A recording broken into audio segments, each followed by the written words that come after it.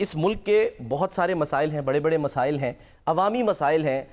कभी चीनी का मसला आ जाता है, कभी हम देखते हैं कि पेट्रोल का मसला आ जाता है, कोई ना कोई मसाइल जिस पे आवाम को शिकायत रहती है। कभी तो जो है वो गधे और गधे का गोश्त फ़रोख्त करने की बात भी जो है वो सामने आती है। तो ये सारे मसाइल एक तरफ, लेकिन जो अवामी नुमाइंदे हैं वो क्या करते हैं, क्या वो कानून साजी कर रहे हैं, क्या वो मिल बैठ के मसाइल हल करने की कोशिश कर रहे हैं, उसकी एक झलक आपको दिखाते हैं कि आज पंजाब असम्बली में क्या हुआ। एक ऐसी असम्बली जहां पर ये मामलात तय हो रहे थे, हो चुके थे कि हम आपस में अब कोई तकरीर करेगा तो हम फ़िक्रेबाजी नहीं करेंगे, हम लड़ाइयाँ नहीं करेंगे, हम कोई जुमलेबाजी नहीं करेंगे। उसका नतीजा क्या निकला कि आज वैसे ही मनाजिर एक बार फिर हमें देखने को मिले। आप देख सकते हैं इस वक्त आपकी स्क्रीन पर ये मनाजिर चल रहे हैं कि किस तरह से जो है वो आपस में अरकान जो हैं गुत्थम गुत्था हुए। पंजाब असम्बली यहाँ बदनज़मी देखने को मिली।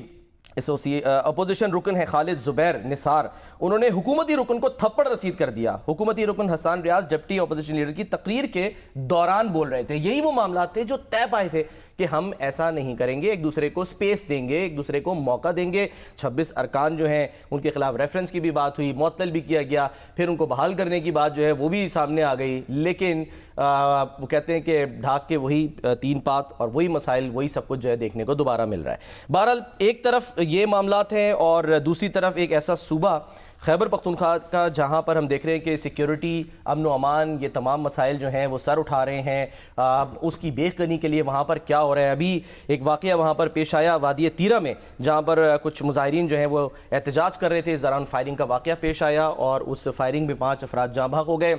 फिर उसके बाद ज़ाहिर जरगा इजलास हुआ, मज़ाक़ाती जो है वो इजलास भी हुआ और उसमें तय पाया कि अब इन लोगों को सिक्योरिटी जो है वो फराहम की जाएगी। सूबा जो है वो बदनज़मी का और ये कहते हैं अमनी का भी शिकार है।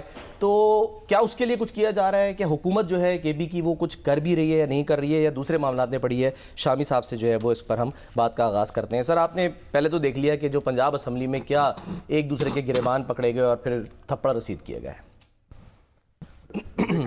इतनी परेशानी क्या है आपको? आप इतने परेशान क्यों हो रहे हैं? ये अच्छे मनाजिर हैं सर कोई देखने को कि फिर थप्पड़ मारे जा रहे हैं जिस बात पे गुब्बारे कैस खुद उठता है, खुद बर्बाद होता है। अच्छा, अब जिन साहब ने ये हरकत की है उनके खिलाफ कार्रवाई हो जानी चाहिए।